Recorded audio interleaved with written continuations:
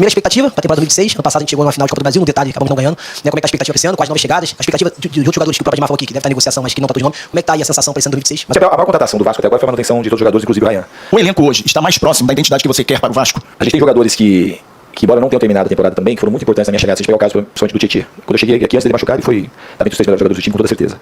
Aí teve um momento que ele se lesionou, depois sentiu de novo e não conseguiu voltar naquele nível. Mas é um jogador que ele pode voltar a entregar a qualquer momento aquilo que ele entregou na minha chegada. E outros jogadores também aconteceu isso. Então, esse é um elenco que eu gosto. E a gente está procurando reforçar de maneira qualitativa, dentro da realidade do clube. Uma análise sua sobre o reforço do Vasco daqui. A gente sabe que o Saldivia não foi anunciado oficialmente, mas está tudo bem encaminhado, né? Você já elogiou ele publicamente, inclusive. E também do Rojas. Então são 2 jogadores que a gente já mapeia há muito tempo. Eu indiquei o Saldivia na época do Fluminense já. Depois indiquei no Cruzeiro e indiquei no Vasco. Então é um jogador que, quando nós jogamos contra, principalmente o time que acima do jogo do Colo-Colo, que ele acabava sempre se destacando e também jogou muito bem contra as partidas contra o Fluminense. É um jogador jovem, que tem uma boa técnica, tem bastante velocidade, e eu acho que ele vai acrescentar bastante para a nossa equipe, e acredito que o torcedor vai gostar bastante da presença dele aqui. Em relação ao Rojas, é um jogador que a gente mapeou desde o ano passado, ele podia ter vindo já na janela do meio do ano, mas a gente não conseguiu trazê-lo. Um trabalho de bastante gente. O Admar é o cara que vai à frente disso, dessas contratações, mas tem a participação muito importante do Felipe e do Daniel, de todo o departamento de análise, contra a minha participação, o pessoal também da análise de desempenho. Então é uma troca muito grande que a gente tem para poder trazer um jogador. Contratar não é uma coisa fácil. A gente tem, a chance de errar, ela sempre existe, e quando a gente tem recursos financeiros com limitação, a gente tem que ser ainda mais assertivo nas contratações. Então as discussões, elas surgem, os nomes, tem outros nomes que a gente tem estudado, e a gente vai procurar fazer o máximo para poder acertar de novo nas contratações que a gente fez no ano passado. O Saldivia, quando chegou, falou que conversar com você foi um dos diferenciais para ele aceitar vir pro Vasco. E eu tenho uma intenção muito clara de melhorar o Saldivia, de melhorar o Rojas, como eu tive de melhorar o Ryan, o Coutinho. Então isso passa a ser algo que os jogadores, um atrativo a mais para os jogadores. Sobre toda essa negociação do Pablo Verratti com o futebol paraguai, você está contando com ele ainda em 2026 e qual é a meta do Vasco para 2026? Então, do Veguete é um jogador que eu conto, e que a gente conta. Eu não conversei absolutamente nada com o Veguete. Vocês sabem do carinho que eu tenho por ele. Eu expresso sempre que eu posso. É uma das grandes lideranças do time e é um jogador muito identificado com o Vasco e um cara com grandes serviços prestados.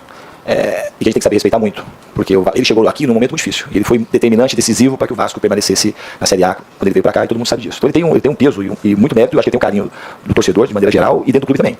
E ele está, quando vai iniciar a temporada, totalmente dentro dos planos. Eu não sei o que aconteceu, eu sei da especulação do Chico Portenho, dessas coisas, mas eu não troquei nenhuma palavra com o Veguete em relação ainda a esse tipo de assunto. Eu estou contando com ele para a gente seguir na temporada. Em relação à expectativa da temporada, eu acho que o Vasco, isso é pela grandeza do Vasco, o Vasco tem que pensar em todo o campeonato que entra, o Vasco tem que pensar em ganhar.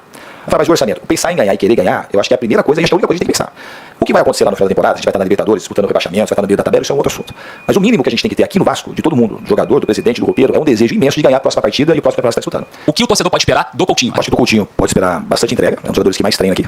E só ver os números do Coutinho, em termos do que ele corre e de partidas disputadas, que ele bateu o recorde acho que da carreira dele em partidas jogadas numa temporada. Em relação ao elenco, que eu te falei, eu sei o que está acontecendo no mercado e acho o time do Vasco, dentro daquilo que a gente pode ter, um elenco bastante competitivo. Sua avaliação sobre o Brenner, se ele se encaixaria, caso houver uma negociação futura entre o Vasco e esse atacante? Eu trouxe o Brenner pro Fluminense em 2019, quando ele tinha na época de 18 para 19 anos, e depois eu fui pro São Paulo, ele foi integrado, ele ia ser emprestado, e eu pedi a integração dele, e ele viveu o grande momento dele no futebol naquela temporada comigo. Então, de fato, é um jogador que eu gosto, é um atacante interessante. Isso não tem, assim, uma conexão direta que ele vai aqui pro Vasco, mas é um jogador que eu acho que tem um grande potencial.